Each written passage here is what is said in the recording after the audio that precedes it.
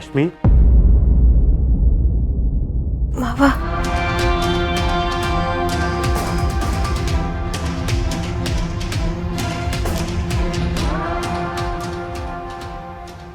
ಏನು ಮಾದಪ್ಪಣ ಅದು? ಹೇಳ್ತೀನಿ ಶಿವು.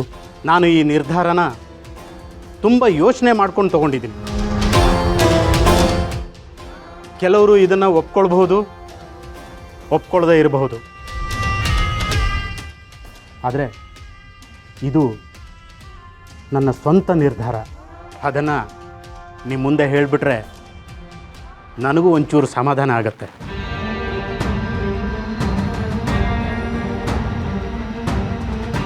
ರಶ್ಮಿ, ತಗೊಳವ್ವ. ನಾನು ಕಷ್ಟಪಟ್ಟು ಬೆವರು ಸುರಿಸಿ ಬುದ್ಧಿವಂತಿಕೆಯಿಂದ ಉಳಿಸಿ ನನ್ನ ಎಲ್ಲ ಆಸ್ತಿನೂ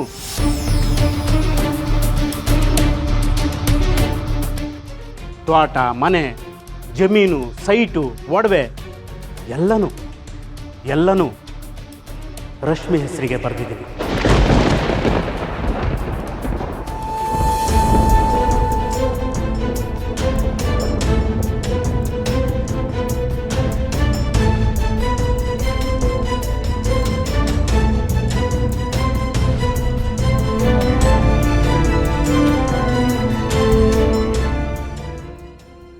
ನಿಮ್ಮೆಲ್ಲರ ಸಮ್ಮುಖದಲ್ಲಿ ಈ ಪತ್ರನ ನನ್ನ ಸೊಸೆಗೆ ಒಪ್ಪಿಸ್ತಾ ಇದ್ದೀನಿ.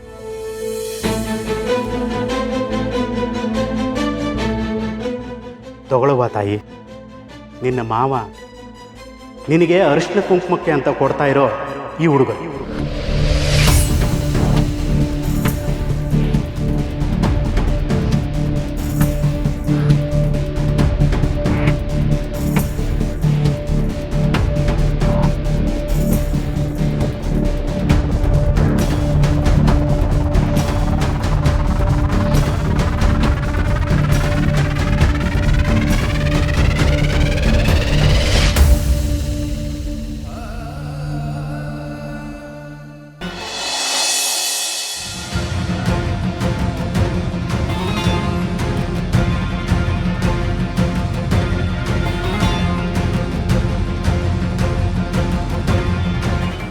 ಅಂಕಲ್, ನಿಮಗೆ ನೀವೇನು ಮಾಡ್ತಿದ್ದೀರಾ ಅಂತ ಗೊತ್ತಿದೆಯಾ?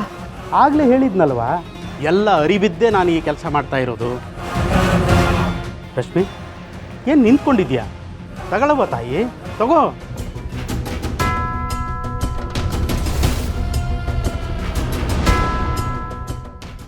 ಇದಕ್ಕೇನಾ ರೀ?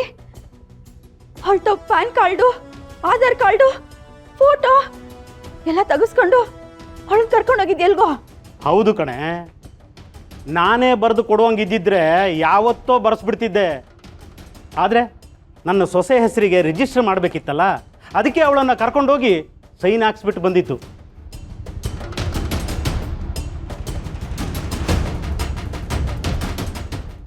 ಮಾವ, ನನಗೆ ಈ ವಿಷಯನೇ ಗೊತ್ತಿಲ್ವಲ್ಲ ಮಾವ. ಅವತ್ತು ಸೈನ್ ಹಾಕ್ಸಿ ಫೋಟೋ ತೆಗ್ಸಿದ್ನಲ್ಲವ ಆಫೀಸಲ್ಲಿ. ಓ, ಇದಕ್ಕೇನಾ ಅದು? ಅಲ್ಲದೆ ಇನ್ನೇನವ್ವ, ನನ್ನ ಎಲ್ಲ ಆಸ್ತಿನೂ ನಿನ್ನ ಹೆಸರಿಗೆ ಬಂದಾಯಿತು. ಖಾತೆನೂ ಬದಲಾಯಿಸಿದ್ದೀನಿ. ಇನ್ನು ಯಾವ ನಾಯಿ ನರಿಗಳಿಗೂ ಬದಲಾಯಿಸೋಕ್ಕಾಗಲ್ಲ. ಏನ್ರಿ ನಿಮ್ಮ ಮಾತಿನ ಅರ್ಥ? ನಮ್ಮ ಕಡೆ ನೋಡ್ಕೊಂಡು ನಾಯಿ ನರಿ ಅಂತಿದ್ದೀರಾ? ಹಂಗಾರೆ ಹೆಂಡತಿ ಮಕ್ಕಳು ಎಲ್ಲ ನಾಯಿ ನರಿಗಳಾಗೋದ್ವಾ?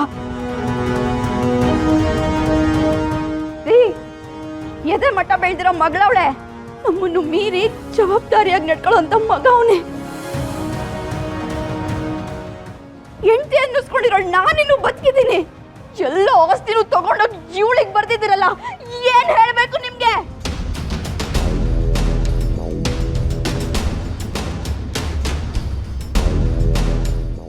ಈ ವರ್ಷದ ಬೆಸ್ಟ್ ಮಾವ ಅಂತ ಹೇಳ್ಬೋದು. ಪ್ರೀತಿ ಜಾಸ್ತಿ ಇತ್ತು ಅಂದರೆ ಇನ್ನೊಂದು 4 ಅವಾರ್ಡ್ ಕೊಡ್ಬೋದು ಅಲ್ವಾ ಶಾರದಕ್ಕ?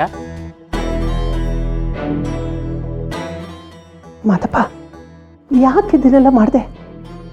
ಅಂತ ದರ್ದಾದ್ರೆ ಏನಿತ್ತು? ಇತ್ತು ಶಾರದಕ್ಕ, ದರ್ದಿತ್ತು. ಈ ಆಸ್ತಿನೆಲ್ಲ ನನ್ನ ಸೊಸೆ ಹೆಸರಿಗೆ ಬರೆದ್ರೆ ಮಾತ್ರ ಈ ಮನೆ ಸಮಸ್ಯೆ ಎಲ್ಲ ಪರಿಹಾರ ಆಗತ್ತೆ. ಈ ವಿಷಯ ನಮ್ಮ ಶಿವಗೂ ಗೊತ್ತಿತ್ತು.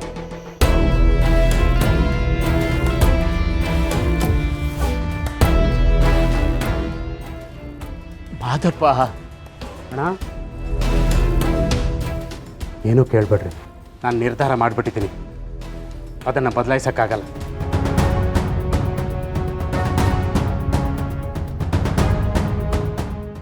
ಹಲೋ ಮಾದಪ್ಪಣ್ಣವ್ರೆ, ಇಷ್ಟೆಲ್ಲ ಮಾಡ್ತಿದ್ದೀರಲ್ಲ, ಯಾರನ್ನು ಕೇಳಿ ಮಾಡ್ತಿದ್ದೀರ?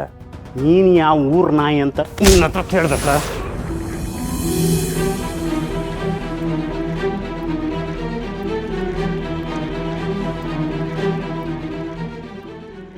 ಹುಡ್ಸಿದ್ಯಲ್ಲ ನನ್ನ ತಂಗಿನ, ನಮ್ಗೆ ಉತ್ತರ ಕೊಡ್ಬೇಕು ನೀನು. ಅವಳು ಯಾವಳ ಎಲ್ಲಿಂದ ನಾವು ಬತ್ತಾಳಂತೆ, ಅವಳ ಹೆಸರಿಗೆ ಆಸ್ತಿ ಬರ್ದು ಬಿಡ್ತೀಯಂತೆ. ಹೆಂಗ್ ಸಾಧ್ಯ ಅದು?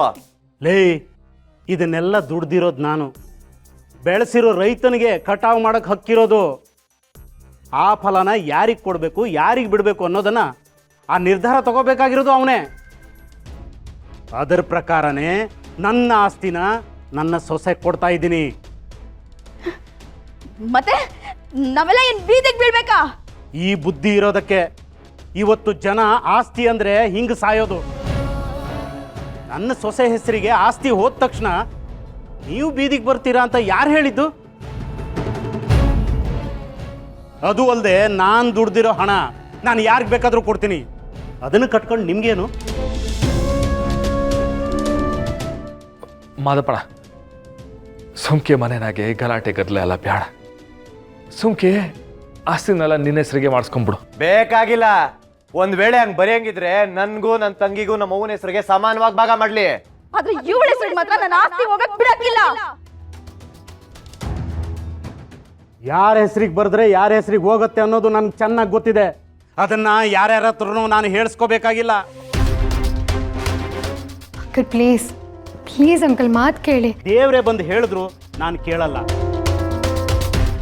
ಈ ಮನೆ ಜನಕ್ಕೆ ಎಷ್ಟು ಅಹಂಕಾರ ಇದೆ ಅಂದ್ರೆ ಗ್ರಾಮ ಲೆಕ್ಕದಲ್ಲಿ ತೂಕ ಹಾಕಿ ಮುರಿಬೇಕು. ಅದಕ್ಕಿರೋದು ಒಂದೇ ದಾರಿ. ಯಾರು ನನಗೆ ಒತ್ತಾಯ ಮಾಡಬೇಡಿ. ಇವಾಗೇನು ಇದ್ರಲ್ಲಿರೋ ರಶ್ಮಿ ಹೆಸರನ್ನ ಬದಲಾಯಿಸಲ್ಲ ಅಲ್ವಾ? ಇಲ್ಲ.